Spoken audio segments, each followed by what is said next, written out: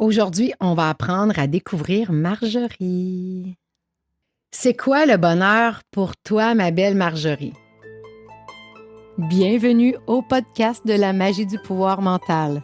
Nous sommes Maude et Marjorie, deux magiciennes et créatrices du système de la magie du pouvoir mental. Nous avons créé ce podcast pour faire connaître au plus grand nombre le grand pouvoir que nous avons tous sur notre mental, pour mettre plus de magie dans nos vies et créer notre vie rêvée. Oui, c'est possible pour tous. Attends-toi à ce que la magie se manifeste dans ta vie.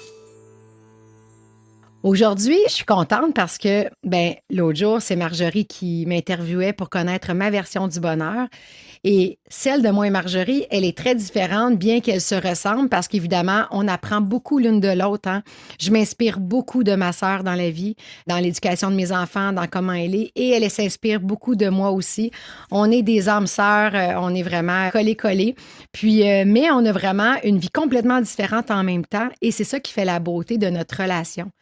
Donc, aujourd'hui, Marjorie, j'aimerais savoir rapidement, là, sans embarquer, puis on ira dans les détails après, mais toi, c'est quoi pour toi le bonheur? Hmm. C'est une bonne question parce que pour moi, le bonheur, c'est une notion qui évolue constamment en fonction de mon état de conscience. Parce que plus que je vieillis, plus que je mature, plus que la vie fait son empreinte sur moi, plus ma notion et ma définition du bonheur évolue. Donc, j'ai envie de dire que pour moi, le bonheur, c'est évolutif, mais c'est surtout quelque chose qui se trouve à l'intérieur de moi et que je suis, en tant qu'humaine, portée à remettre à l'extérieur de moi. Donc, dans des choses, dans des événements, dans des situations. Et quand je me ramène justement au fait que, hey, Marjorie, tout ça, là, c'est tellement pas plus important. L'important, c'est ce qui se passe en dedans. Ben, ça me ramène à la réelle définition du bonheur en ce moment pour moi. Oui, parce que on a tous nos fragilités, nos difficultés, puis Marjorie, elle a ses zones d'ombre aussi, puis elle a besoin de se ramener à l'intérieur parce que Marjorie, elle, c'est un petit hamster, hein. Contrairement à moi, je suis beaucoup plus dans mon moment présent. Marjorie, elle, dans sa tête, il y a un petit hamster qui travaille beaucoup, qui est toujours en train de rouler. Puis là, j'aimerais que tu nous dises justement, parce que je suis sûre qu'il y a plein de gens qui écoutent, qui disent, hey, moi aussi, j'ai un hamster dans ma tête, puis ça roule toujours. Je pense à ci, je pense à ça. Comment tu fais pour réussir à retrouver toujours cette paix à l'intérieur de toi et te reconnecter à ce bonheur et ne pas tomber justement dans tes peurs, dans ton anxiété et que ça prenne tout le dessus dans ta vie? Ben, en fait, c'est vraiment de faire un calme mental, donc un silence mental. J'ai pris conscience dernièrement que j'étais portée à beaucoup, ben je le savais déjà, mais à analyser, mais que même par la bande au niveau spirituel, j'essayais beaucoup de comprendre le pourquoi du comment. Puis à un moment donné, quand on est trop dans l'analyse, même si c'est une analyse positive, même si je pensais le faire de façon spirituelle, je reste dans ma tête, je reste dans mon mental et j'essaie de trouver des réponses alors que je suis encore dans le faire quand je suis là-dedans. Je suis encore en train de faire quelque chose. Puis le bien-être, c'est un état. Puis pour moi, le bien-être, c'est différent d'être dans la joie ou dans la tristesse. C'est différent d'être... le bien-être, c'est un état, tandis que la joie, la tristesse, c'est des émotions. Alors, malgré les émotions qui me font vivre souvent des états de peur, des états de tristesse, des états parfois aussi de panique, parce que je peux tomber, quand ça ne se passe pas exactement comme j'aurais aimé, des fois, je suis portée à tomber en mode panique. OK? Ça s'améliore beaucoup avec le temps, puis je sais que ça va continuer de s'améliorer. Mais malgré tout, je suis heureuse parce que je suis en train de me détacher de mes émotions. Je deviens une observatrice de moi-même. Et donc, je prends conscience de plus en plus que ce que je vois jouer, c'est Marjorie, sa personnalité, la personnalité de Marjorie, mais que je suis pas juste Marjorie, je suis plus que ça. Je suis une âme. Et Marjorie fait partie de mon âme. Et Marjorie, elle vit des moments de tristesse, des moments de peur, des moments de joie. Mais quand on va au-delà de ça et qu'on tombe l'observateur de notre personnalité, on tombe dans un état d'être complet.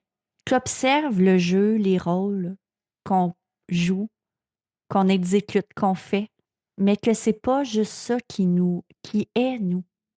Je sais pas si c'est clair, mais c'est un peu comme si, en tant qu'être humain, on se promène d'une rive à l'autre. On se promène d'un bord de la tristesse, dans nos peurs. Après ça, on traverse l'autre bord. Puis là, on se ramasse sur la rive de la joie. On se retrouve sur la rive du bonheur. Mais entre les deux, là, il y a une rivière. Il y a une rivière et je suis la rivière. Je suis la rive. Je suis le canot qui me permet de promener d'une rive à l'autre.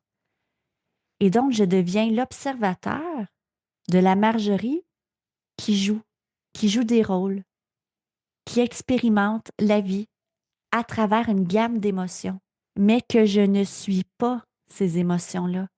On est porté beaucoup, beaucoup à s'attacher et à s'identifier aux émotions qu'on vit. Donc, si je suis triste, si je pleure, je suis triste, puis je deviens la tristesse. Puis si je suis dans la joie, ben je deviens la joie, puis là, je suis bien, puis souvent, je veux pas m'en aller de là. Mais la vie, c'est pas ça. La vie, c'est un courant. La vie, c'est une rivière. Puis il y a des moments où il y a des remous. Il y a des moments où il y a des roches qu'on accroche. Et le bonheur, c'est d'être capable d'être dans cette rivière-là sans essayer de s'attacher à une rive ou à une autre, mais plutôt de se laisser couler à l'intérieur d'elle. Puis le meilleur truc que j'ai, c'est de toujours se ramener dans le moment présent et dans son cœur, puis d'arrêter d'être dans la résistance des émotions. Puis là, je ne suis pas en train de dire de nourrir les émotions, mais de les vivre puis de les observer comme ils sont. C'est juste des émotions qui me font vivre un état de bien-être, qui me font vivre un état de mal-être, mais que c'est temporaire. Puis qu'au-delà de ça, il y a un état intérieur incroyable. Ou ce qu'après ça, quand on est là-dedans, peu importe si la vie nous envoie des émotions, nous fait virevolter d'un bord puis de l'autre, quand je me ramène à cet état-là de pureté, d'amour, de prendre soin de moi, euh, ça nous fait vivre un peu un état de grâce. Et j'ai même envie de dire un état d'euphorie où ce que on commence à comprendre que la vie, là, c'est un jeu, que la vie, c'est une pièce de théâtre qui se passe devant nous, qu'on est l'acteur, mais qu'on est tout à la fois. On est l'acteur principal, mais on est aussi le décor. On est aussi le metteur en scène. On est l'éclairage. On est tout à la fois.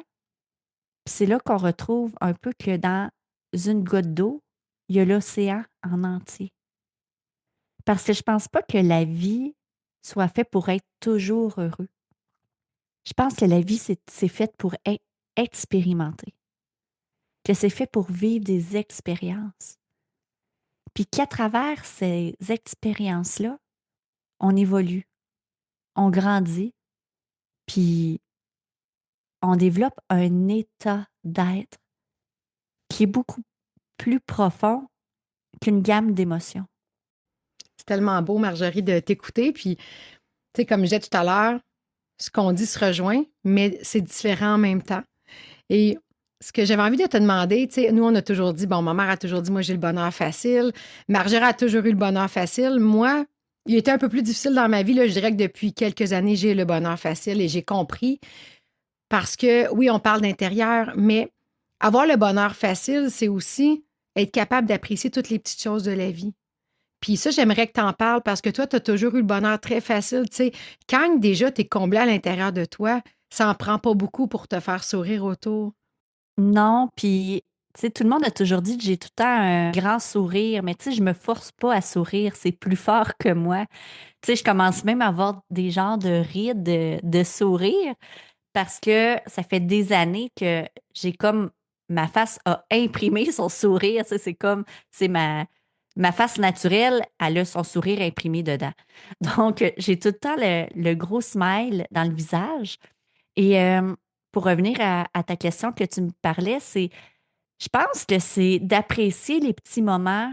Tu sais, je regarde le matin, là. Tu sais, moi, là, mes chiens, là, je les adore, OK? Vraiment, là, je suis une amoureuse des chiens.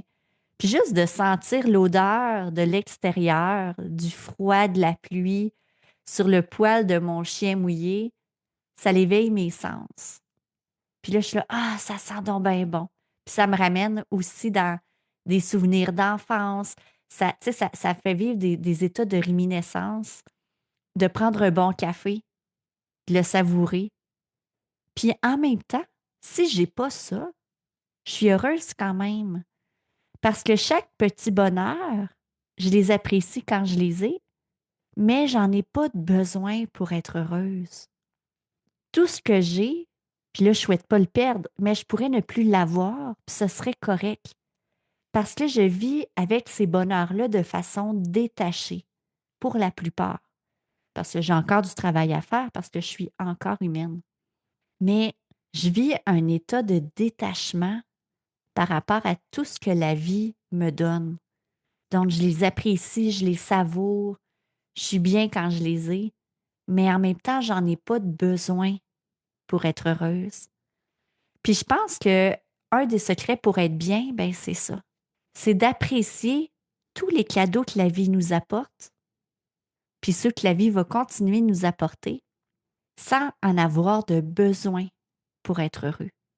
Puis tu vois, moi, au niveau de l'entreprise, c'est encore des choses que j'ai à travailler en moi, à transcender. Autant c'est facile pour moi dans ma vie personnelle, ma vie familiale, ma vie amicale, dans toutes les sphères de ma vie que dans ma vie professionnelle. C'est l'aspect où ce que j'ai encore à apprendre à me détacher pour voir tout ça comme, justement, je l'apprécie parce que je le vis bien, mais en même temps, j'aurais pu tout ça, puis je serais heureuse quand même. Donc, je suis dans ce processus-là constant d'évolution, de cheminement pour me permettre. Puis, tu sais, aujourd'hui, c'est ça, Maude, puis peut-être que tu vas me reposer la question dans 3 ans, puis ça va être différent. Parce que justement, je pense que notre degré de bonheur, notre degré de compréhension du bien-être évolue grandement avec notre état de conscience. Puis c'est ça qui est beau parce qu'on continue constamment de cheminer, d'évoluer. Puis ça, ben, c'est à travers les expériences que la vie nous envoie que c'est possible. Tellement, c'est merveilleux. Puis, tu sais, l'autre chose qui apporte aussi, parce qu'on parle du bonheur intérieur, mais évidemment, on est sur une planète, puis il y a plein de choses qui viennent participer à ce bonheur intérieur aussi, qui viennent nous nourrir, hein? Et Marjorie, elle a cette belle connexion aussi avec la nature. Elle habite sur une terre, elle va prendre des marches. Elle se connecte beaucoup à la nature. Et ça, quand elle a le bonheur facile d'être capable de s'émerveiller facilement juste en prenant une marche, juste en faisant un câlin à un arbre, en voyant des animaux, en faisant du cheval. Tu sais, c'est toutes des petites choses. C'est magnifique de te voir parce que tu as toujours eu à travers toutes ces années, moi, comme je te dis, j'ai eu une période où moi, je cherchais mon bonheur dans le matériel à l'extérieur. Aujourd'hui, je comprends ce bonheur dans le moment présent, dans juste être dehors, prendre un café puis entendre les oiseaux, qui est naturel, que tu as toujours eu. Alors, pour moi, je voulais dire que je te remercie beaucoup de m'avoir aidé à trouver cette partie de moi aujourd'hui à l'intérieur de moi que j'ai compris que c'était tellement facile, que ça se vivait à l'intérieur de soi. Et comme tu as dit, ce qu'on a, le matériel, ça, c'est un surplus. Nos conjoints, nos amis, c'est des surplus, mais ça améliore grandement le tout. Ça aide à nourrir. Oui, mais en même temps, c'est comme s'il y a une question de détachement qui fait que même si je savais que le demain matin, je perdais tout ça, je serais capable de le reconstruire. Hmm. Je serais capable de le revoir, de le recréer dans ma vie parce que je suis heureuse au-delà de ce sentiment d'appartenance ou de contrôle à ça. C'est merveilleux, Marjorie. Je te remercie beaucoup pour cette belle rencontre. Ça nous a appris à te découvrir, à voir cette partie à l'intérieur de toi qui était plus secrète, qu'on ne connaissait pas. Oui, puis d'ailleurs, pour les gens, si toi, justement, aujourd'hui, tu vis des défis, que c'est difficile pour toi de comprendre puis de trouver des clés du bonheur, on t'invite à notre introduction à la magie du pouvoir mental qui commence très, très, très bientôt et qui va pouvoir te permettre à toi aussi d'avoir un chemin facile, simple pour trouver le bonheur, parce que le bonheur, c'est au-delà de ce que tu fais, c'est un mode de vie. Puis c'est un mode de vie que on peut t'apprendre.